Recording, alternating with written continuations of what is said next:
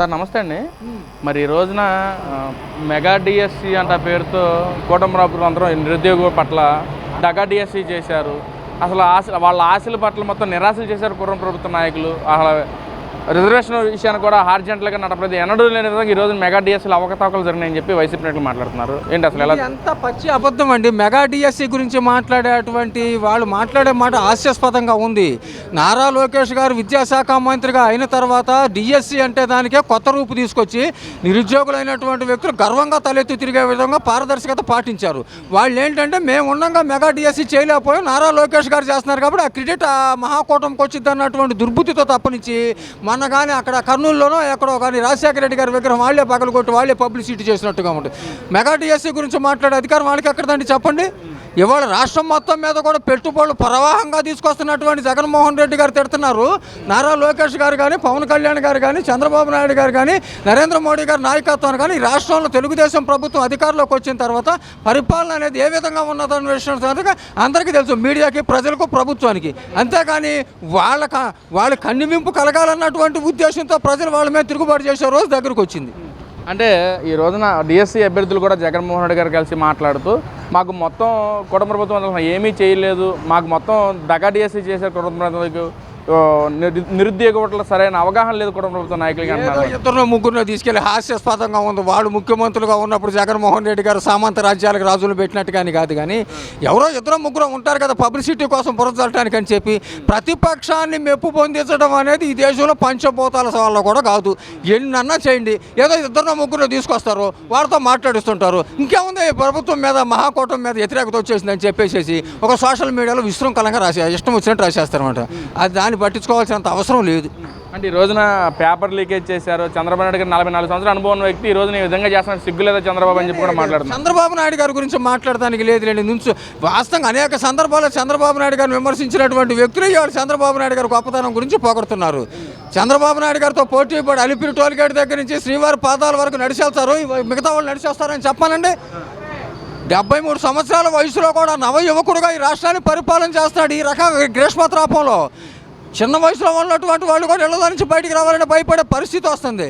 చంద్రబాబు నాయుడు గారు కష్టపడతలేదన్నటువంటి విషయం ఏదో మొక్కుబడిగా మాట్లాడతాం కానీ జగన్మోహన్ రెడ్డి గారికి కూడా తెలుసు ఆయన పెద్ద ఆయన కష్టపడుతున్నాడు అన్న సంగతి. అంటే ఈరోజు పేరు నాని గారు మాట్లాడుతూ ప్యాకాట్ ఆడే వాళ్ళని కూడా తీసుకొచ్చి డిఎస్సీ నోటిఫికేషన్ వాళ్ళకి జాబులు కల్పించిన కూటమి ప్రభుత్వం నాయకుడు స్పోర్ట్స్ కోటాలు అంటున్నారు. మరి ఎంత 2026 సంవత్సరం ఎలాంటి జోక్ అంటే క్యాసినో కానీ, ప్యాకాట్ కానీ, క్లబ్బులు కానీ, కోడి పందాలు కానీ, మట్టి కుంభకోణం కానీ చేసి బరి తెగించి మా ఇష్టం నవ్విపోదురు కాక నాకేంటి పరిపాలన ఇచ్చిందే సార్ కానీ జీవో నెంబర్ 1 తీసుకొచ్చి ప్రజాస్వామ్యాన్ని అపహాస్యం చేసినటువంటి వ్యక్తులు మాట్లాడుతున్నారండి. అసలు ప్యాకాట్ అనే విషయంలో తెలుగుదేశం పార్టీ వాళ్ళకి తెలుసా? ఎవరు అంటే ఆయన పొరపడ్డారు. గతంలో చేసినటువంటి విషయం పొరపడేట్టు చెప్తున్నారు.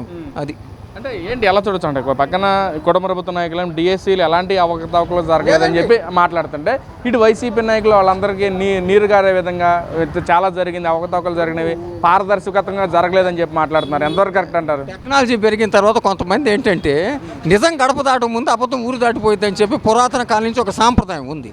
ఈ అభివృద్ధిగా ముందుకు దూసుకుపోయి 2 సంవత్సరాలు పూర్తయింది. ప్రభుత్వం మీద ఎక్కడ నెగిటివ్ లేదు.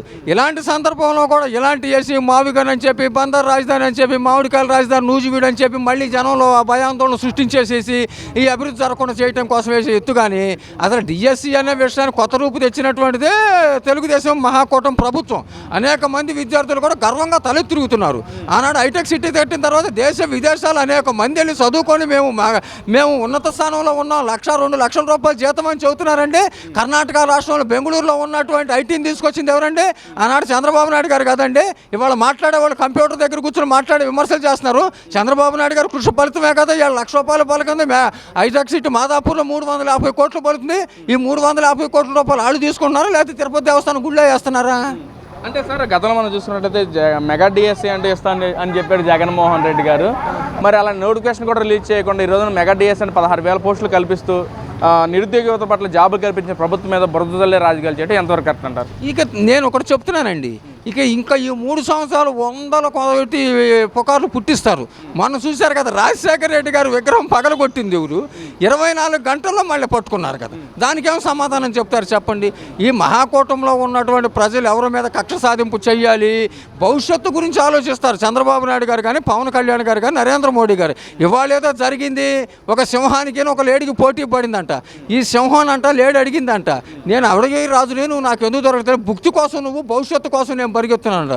భవిష్యత్తు గురించి, భావి తరాల గురించి గొప్పగా ముందుగా భవిష్యత్ తరాలకు ఆదర్శంగా చేయాలన్న ఆలోచనతో చేస్తున్న మహాకూటమి. ఈరోజు జరిగితే చాలనుకుంటుందేమో జగన్మోహన్ రెడ్డి గారు.